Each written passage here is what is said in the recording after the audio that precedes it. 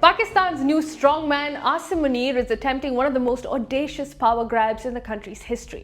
In less than a year, he has centralized military control, revived proxy networks, issued nuclear threats, and opened simultaneous fronts with India and Afghanistan.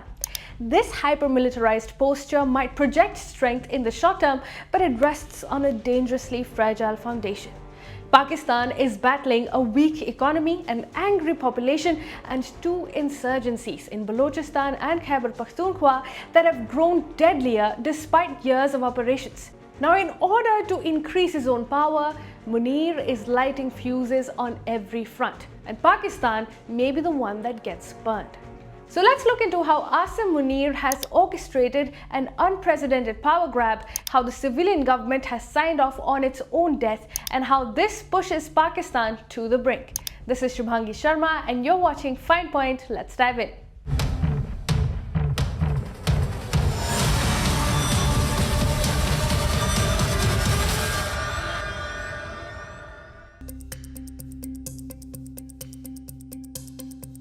Pakistan's parliament has rarely looked as diminished as it did on the night it rushed through the 27th constitutional amendment, an extraordinary move that entrenched Field Marshal Asim Munir's authority while hollowing out the very institution meant to hold the military accountable. The 234 members cast their votes for ayes.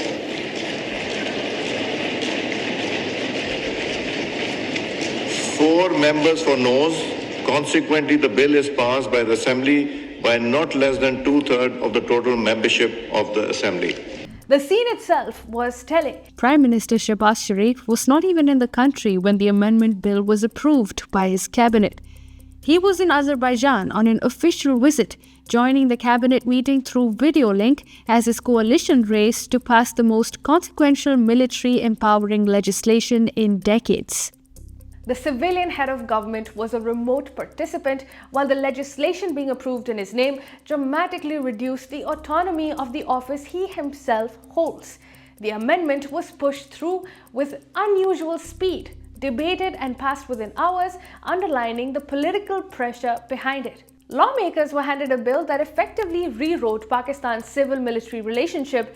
It granted the army chief unprecedented powers over the navy and air force, formalized his expanded role in national security and economic decision-making, and created lifetime legal immunity for him and his top brass.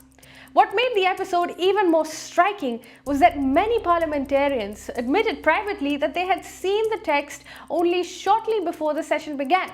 Yet the bill sailed through both houses with minimal debate, even though it stripped Parliament of oversight mechanism that had existed since the 1973 Constitution. Real power had officially migrated decisively away from the Prime Minister's office. Now, observers across Pakistan, constitutional experts, journalists, even some senior politicians are wary of this change.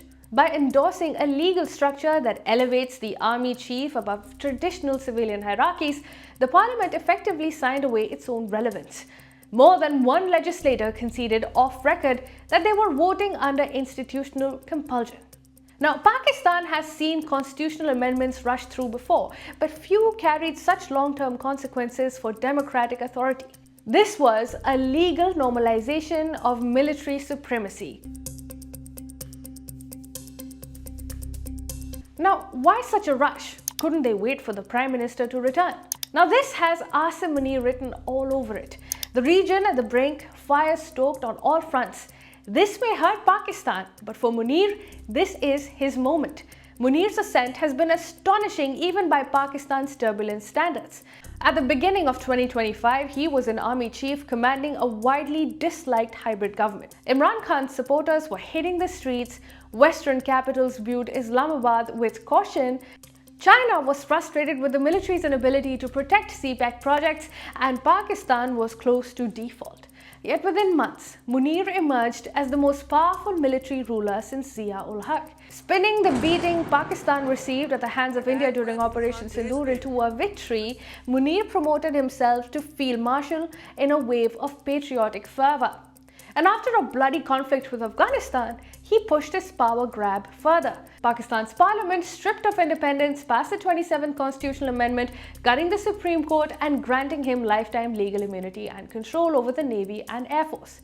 Unlike Musharraf, who still operated behind a facade of legality, Munir has now entrenched himself as a field marshal for life with lifetime immunity. He can do whatever he wants. And he has championed Pervez Musharraf's old playbook of power grabs, proxy terror, and nuclear brinkmanship.